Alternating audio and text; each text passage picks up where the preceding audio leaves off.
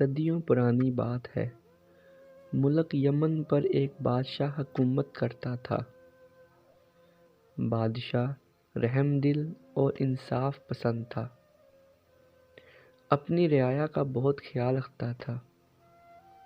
پڑوسی ملکوں سے اچھے تعلقات تھے، وہ جنگ و جدل سے بھی پرہیز کرتا تھا۔ بادشاہ کی طرح شہزادے بھی رعایا کا بہت خیال رکھتے تھے۔ ایک دن ملکہ کا ہیرے جواہرات اور قیمتی موتیوں والا ہار گم گیا۔ محل کے دروگے نے بہت کوشش کی ہار مل جائے، مگر ہار نہ ملا۔ اس نے انعام کا اعلان بھی کیا، مگر کسی نے بھی اپنا قیمتی ہار واپس نہ کیا۔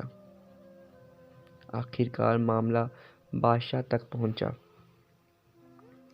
اس نے دربار میں اعلان کیا کہ ہمیں اپنے نوکروں خدمتگاروں پر بھروسہ ہے، مگر افسوس ان میں سے کسی نے نمک حرامی کی ہے، اور ہار واپس کرنے پر تیار کوئی ایسا ذہین آدمی چاہیے جو ہمیں ہار ڈھونڈ کر دے۔ ہم اسے مالا مال کر دیں گے۔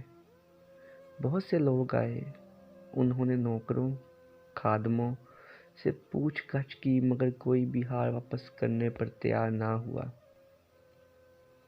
ایک دن دربار لگا ہوا تھا۔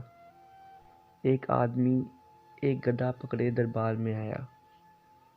بادشاہ سلامت، یہ جادوئی گدھا ہے، یہ آپ کا ہار ڈھونڈ کر دے گا۔ ابو ذر نے کہا، مگر کیسے؟ بادشاہ نے حیرانی سے پوچھا۔ ویسے بادشاہ سلامت، سب نوکر خادم خادمائیں باری باری اس کی دم کو ہاتھ لگائیں گی۔ جو ہی ہار چرانے والا اپنا ہاتھ لگائے گا، یہ ڈھینچوں ڈھینچوں کرنے لگے گا۔ سارے درباری حیران ہو گئے۔ انہوں نے کہا، ہمیں ہار سے غرض ہے۔ ابو ذر نے 2 خیمے لگانے کا کہا، ایک خیمے میں گدھا باندھا اور دوسرے خیمے میں بادشاہ کے ساتھ بیٹھ گیا۔ اب سب نوکروں خادموں کو حکم دیا کہ وہ گدھے کی دم کو ہاتھ لگانے کے بعد اس خیمے سے ہوتے ہوئے باہر کو جائیں۔ سب باری باری گدھے والے خیمے سے ہوتے ہوئے گدھے کی دم کو ہاتھ لگاتے دوسرے خیمے میں داخل ہوتے گئے۔ ابو ذر سلام کے بہانے ان کے ہاتھوں کو سونگھتا اور باہر جانے کی اجازت دیتا۔ نوکر خادم آتے گئے اور ان کے ہاتھ سونگھتے انہیں باہر جانے کی اجازت دیتا جا رہا تھا کہ اچانک ایک خادم کو پکڑا اور بادشاہ سے کہا، بادشاہ سلامت، یہ آپ کا چور ہے، اس نے ملکہ کا ہار چرایا ہے۔ جب بادشاہ نے اس کی طرف دیکھا، وہ بادشاہ کے قدموں میں گر پڑا۔ بادشاہ سلامت، مجھے معاف کر دیں، میں لالچ میں پڑ گیا تھا، میں ابھی ہار واپس کرتا ہوں۔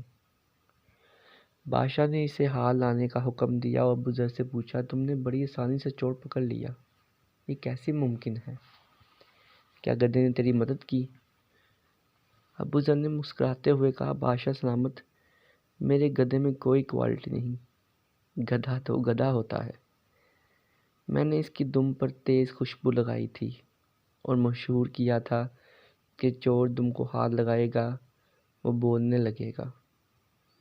باقی سب نے گدھے کی دم کو ہاتھ لگایا، کیونکہ یہ چور تھا، اس نے ہاتھ نہیں لگایا، نہ اس کے ہاتھ پر خوشبو لگی۔